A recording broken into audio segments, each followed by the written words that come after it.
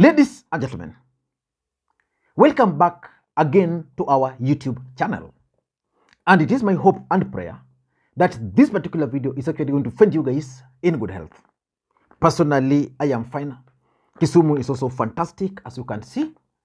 And maybe you could let me know where you are watching this particular video from. The county or the country, in case you are out of the republic. And by the way, for this one, please let me know the county you are watching it from. Ladies and gentlemen, Uhuru Kenyatta, the former president of the Republic of Kenya, today made his first public appearance after the ugly scenes which were witnessed at his private farm in Ruiru, which was raided by goons who were allegedly paid by Rigathi Gachagua, Moses Kuria, Kimani Ichung'wah, and other Kenya Kwanza leaders.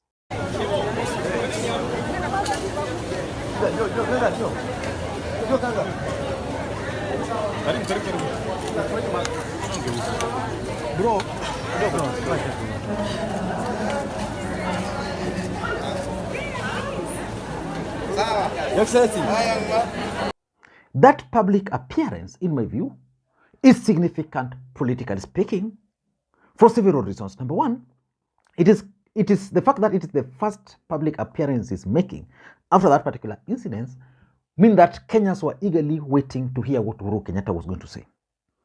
He really didn't say anything. Number two, it is also coming at a time when Ruto and Raila have already initiated some talks. So it's also significant. Number three, it's also significant because there are unconfirmed reports, which I'm gathering, that Raila Odinga is also in Mombasa as we speak, and that Hassan Joho, who has been away, is also in Mombasa. So for me, the mere fact that Raila is in Mombasa, if indeed it will be confirmed, also make the appearance, for me, politically significant. So in this particular video, I want us to look at the appearance. I want us to do a critical analysis of Uhuru Kenyatta's appearance for the first time after that particular raid. Before we do that, for those who are watching this channel for the first time, I want you guys to take a second or two. Click that subscribe button so that next time we produce a video like this, YouTube will automatically notify you.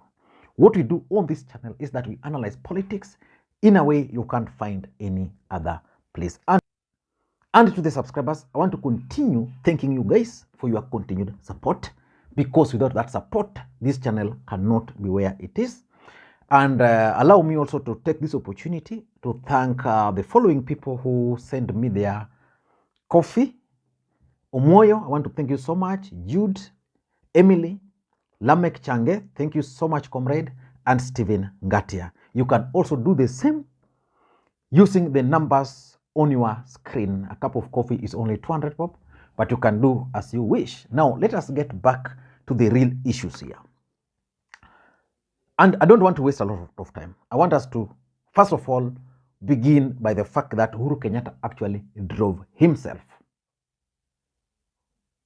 to this particular church in Nyali.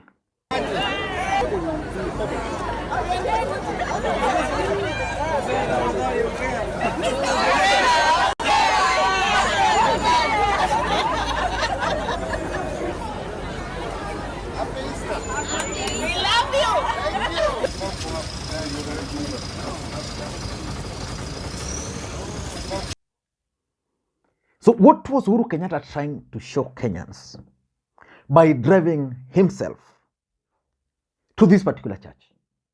Because we all know that Uhuru Kenyatta is a former president of the Republic of Kenya. Why do you think he was driving himself? And of course, the other notable thing was the fact that Uhuru Kenyatta was not accompanied by the heavy security which used to accompany him before.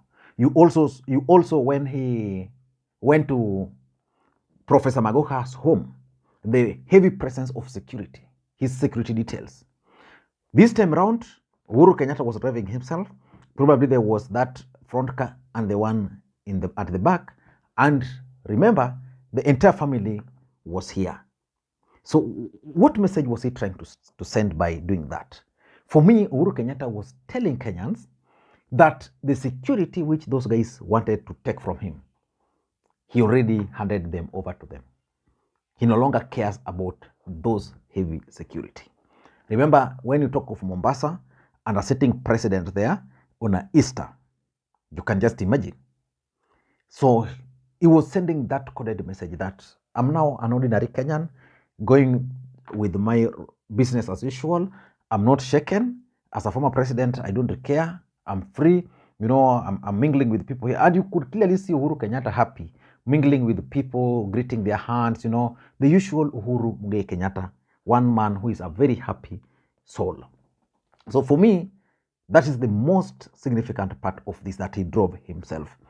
The other significant thing about this particular appearance is the fact that Uhuru Kenyatta decided to sit amongst the congregations. He was just seated amongst them. When he arrived, you could tell and you could see him moving. No seats were preserved for him before his arrival.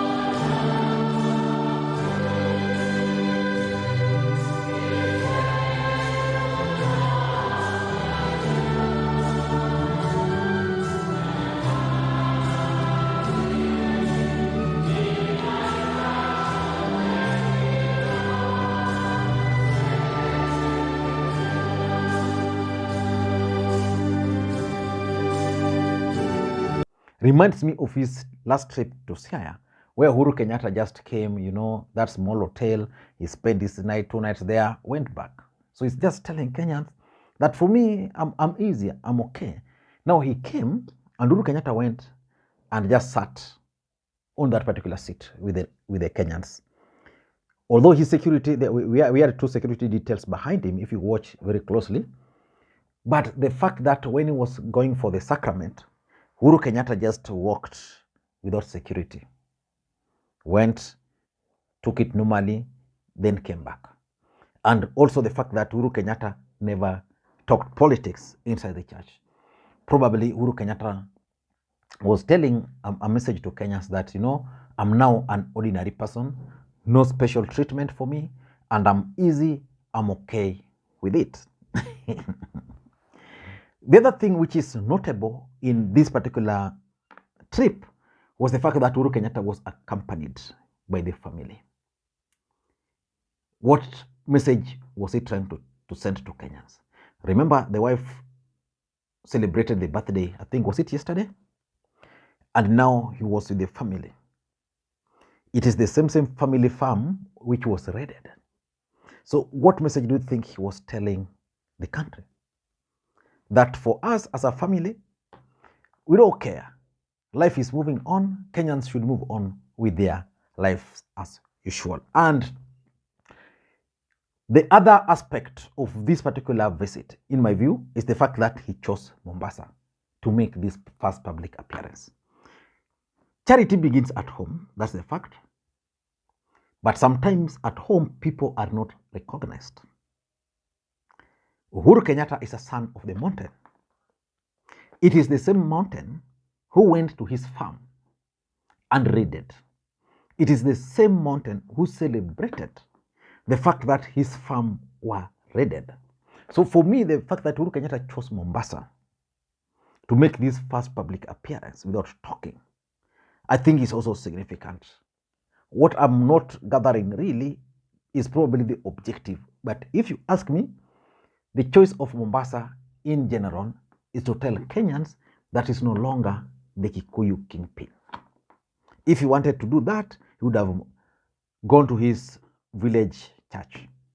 He has done that before, made an appearance, maybe accompanied by his former colleagues, his former members of parliament, even former governors.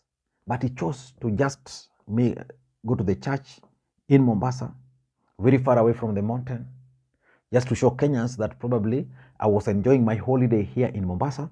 So I decided to come here. So as much as that could be the truth, but the fact is, the fact that he made his first public appearance in Mombasa and not in the mountain, you can't tell me there's coincidence.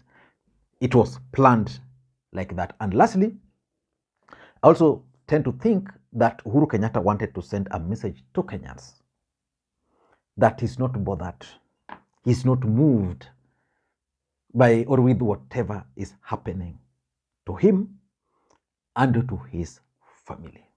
I don't know what you think. That's my take. And by the way, a lot of things are happening in this country, and I don't know what we can do. PLO Lumumba posted something to the effect that if William Ruto is not careful, Kenya is likely to go the Sri Lanka way. And if you ask me, that is something which should worry Kenya Kwanza. And it should worry Kenya Kwanza because, you know, in Sri Lanka, what happened was that life became unbearable to the citizens. Then the citizens decided that the best thing we can do is to start a revolution. And it started by people banging soforias, the way Kioni is doing it here. And it picked momentum. The next time they realized, these guys were at the Prime Minister Palace, and they kicked him out of power.